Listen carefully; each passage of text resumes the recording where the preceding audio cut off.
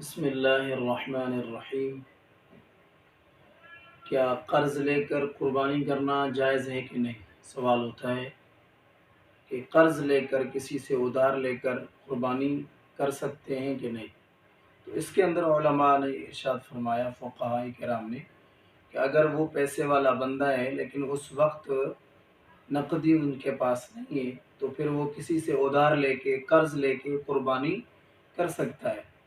قربانی کی اہمیت اور قربانی کی جو فضیلت ہے وہ ضائع نہ ہو جائے، تو اس لیے وہ قرض لے کر قربانی کر سکتا ہے۔ دوسری بات، فقہاء کرام نے جو ارشاد فرمائی، اگر اس کو کوئی قرض نہ دے، جس سے بھی وہ قرض لے قرض نہ ملے، تو پھر وہ فرماتے ہیں کہ گھر کے اندر جو خوبصورت چیز ہو، جو قیمتی چیز ہو، تاکہ اس کے بیچنے سے میں گائے خریدوں گا یا جو بھی جانور وہ خرید سکے، اس کی قیمت ہو جائے گی، تو وہ گھر کے اندر وہ چیز بیچ کر، گھر کی چیز قیمتی بیچ کر وہ جانور خریدے اور قربانی کرے۔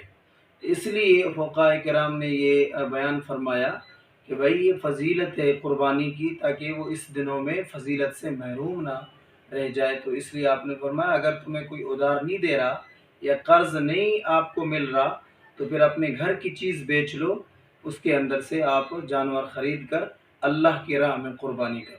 اس لیے تو نبی پاک صلی اللہ علیہ وسلم نے ارشاد فرمایا کہ خون کا قطرہ گرتا نہیں، اللہ تعالیٰ تمہارے گناہوں کو پہلے مٹا دیتا ہے۔